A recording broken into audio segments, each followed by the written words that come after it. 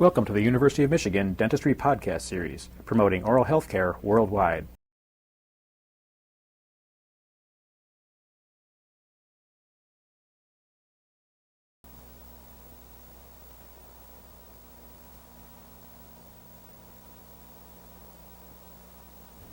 Fabrication of the full arch custom acrylic tray begins by preparing a strip of pink baseplate wax 1 1/4 inch in width.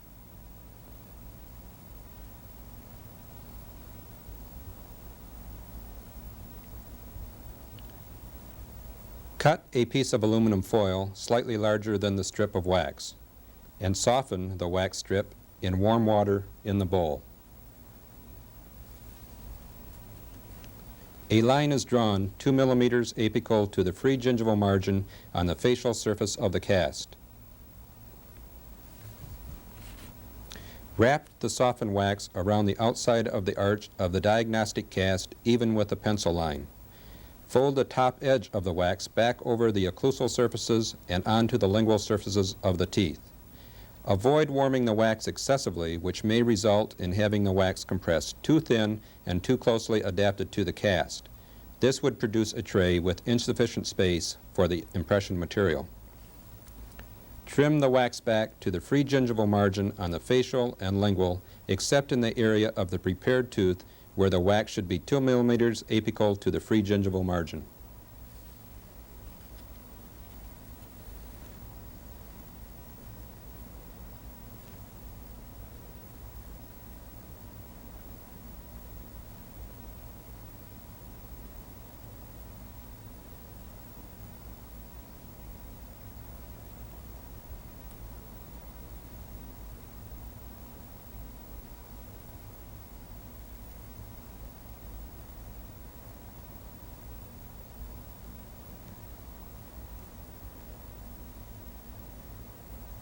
Place the aluminum foil over the wax and adapt it to the cast.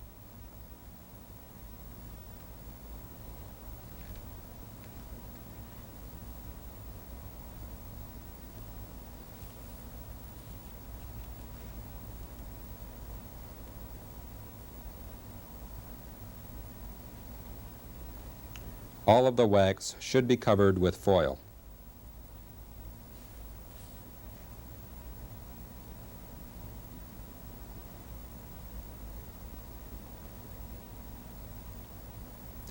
Using a number 7 wax spatula, carve slots through the foil and wax to the non-supporting cusp of the most posterior tooth on each side of the arch and one at the central incisor area. These slots will permit formatray material to pass through the foil and wax to form stops of acrylic, which will rest upon the teeth when the tray is placed in the patient's mouth. This will give an impression equal in thickness to the wax and foil.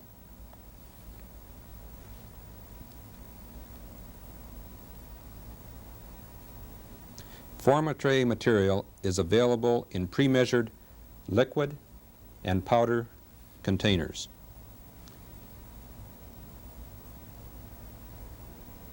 It is also available in the bulk containers. When using the bulk material, measure the powder, 1 large and 1 small scoop.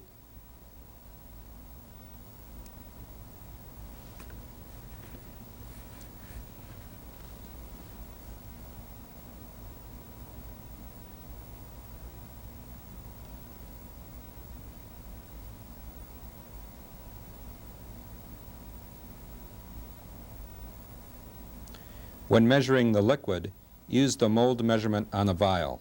1 full measure is used for the large scoop of powder.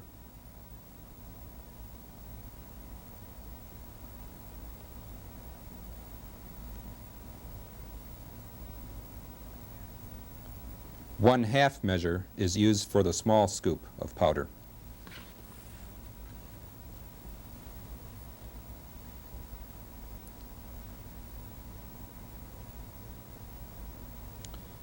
Stir the formatray material with a wooden stick until the material is thoroughly mixed. This will take 10 to 15 seconds. Allow the acrylic to set until it reaches a doughy consistency, approximately 3 to 4 minutes.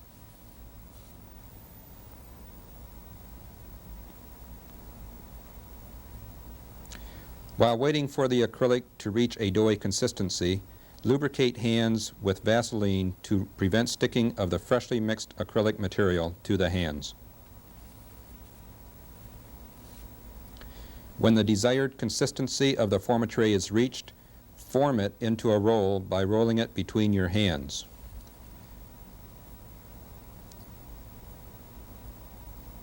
Lay this roll on the foil over the occlusal surfaces and adapt the formatray material over the entire surface of the covered wax, using a constant molding pressure.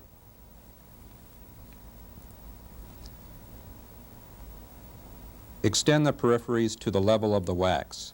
Do not permit the acrylic material to raise off of the foil and wax surface.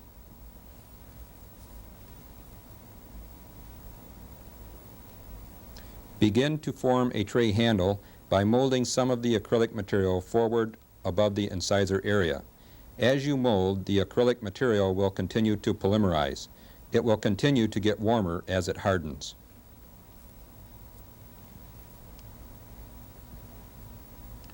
Overextensions of acrylic resin material at the periphery may be trimmed with a lab knife before completion of hardening. Smooth any cut surfaces with your finger.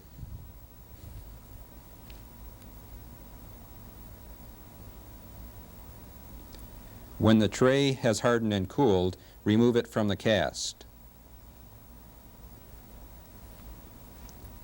Remove the wax and foil from the inside of the tray.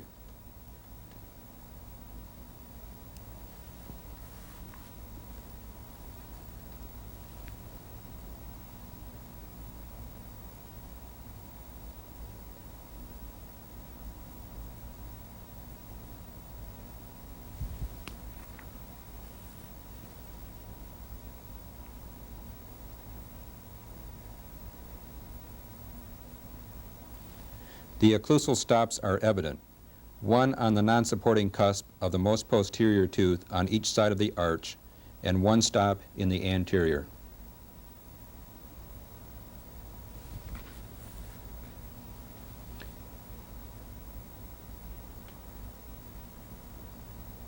Check the peripheries of the tray to be sure they are smooth. Minor adjustments can be made with an acrylic burr in the straight handpiece. Major corrections can be made using an arbor band on a lathe.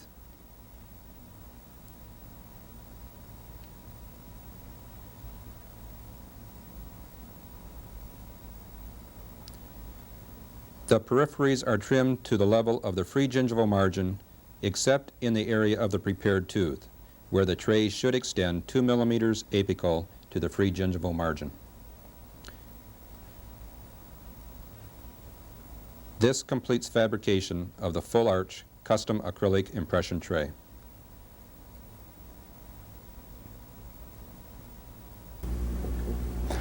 When making a tray for crown and bridge, we would like to make just a few modifications over the tray you would normally make for operative dentistry.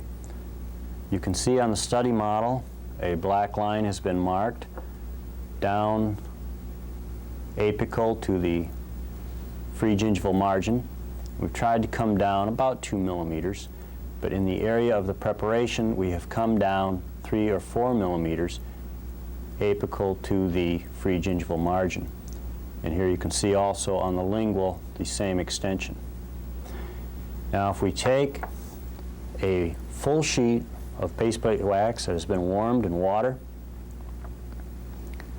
and simply fold it in half,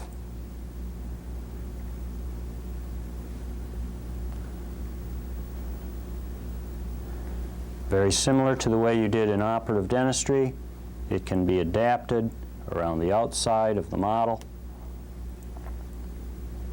and folded over.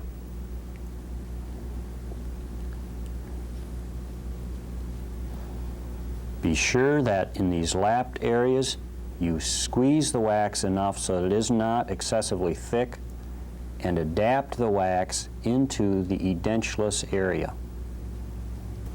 A lab knife can be used to trim back the wax to the pre-selected periphery.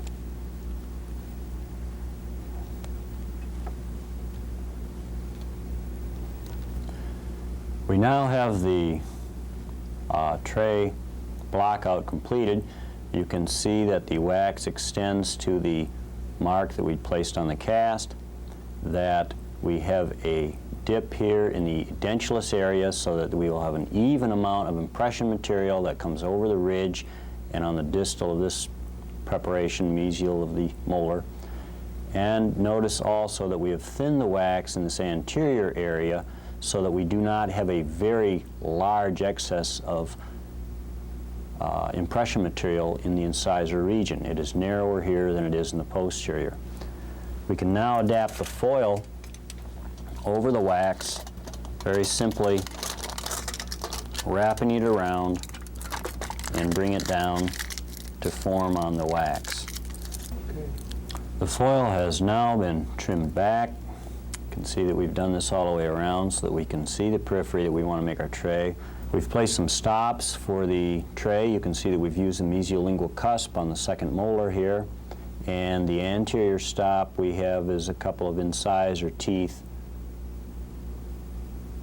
for the anterior stop. The other posterior stop, since we are preparing the most posterior tooth in the arch, will have to be the soft tissue distal to that second molar. So you can see that the wax blockout does come down rather abruptly behind the second molar and allows us to see the retromolar pad area.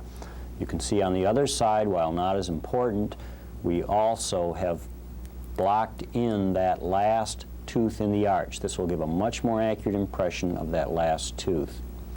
We are now going to use some pre-measured forma-tray material,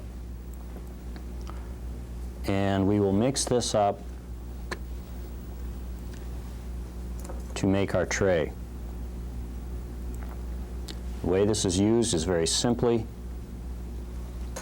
cut the tip off of our liquid container, squeeze it into the powder, and then we will mix this together. Roll the acrylic between your palms and place it on the occlusal surfaces of your model. And now you can mold this down. Like to push it on the lingual.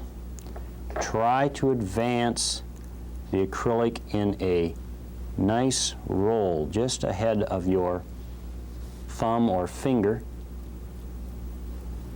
and this will give you an edge on the tray that you will not have to later modify with grinding instruments.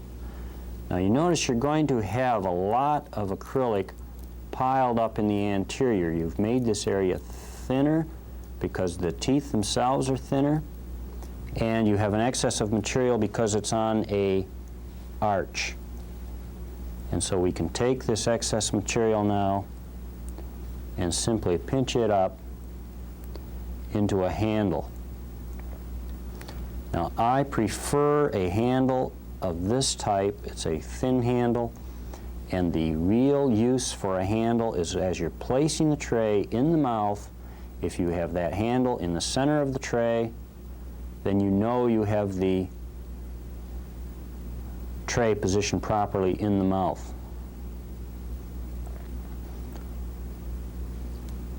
If you have some areas where your periphery has gone too far, you can cut these back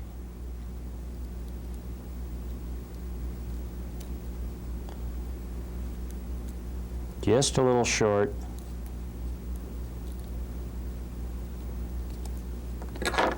and then push them forward, and this will tend to smooth them off, and you will have a minimum of finishing to do on the tray.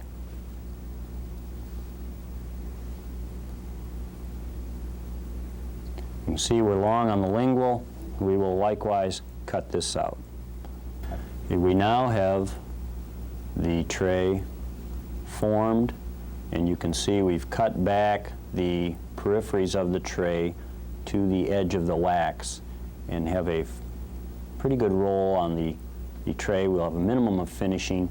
Notice the tray comes down abruptly behind each posterior tooth, and we have a handle situated in essentially the center of the tray. We now have the finished tray. You can see it's been trimmed along the edges. These are fairly smooth. You can see that the stops are present right here and right here. And as we try it on the model, you will notice that the last stop we have will be the soft tissue distal to the prepared tooth. You've been listening to a presentation from the University of Michigan School of Dentistry, which is dedicated to supporting open learning and open educational resources. This recording is licensed under the Creative Commons. It may be reused and redistributed for nonprofit use. Please attribute materials to the University of Michigan School of Dentistry and redistribute under this same license. For more information on how this and other University of Michigan School of Dentistry recordings may be used, visit www.dent.umich.edu/license.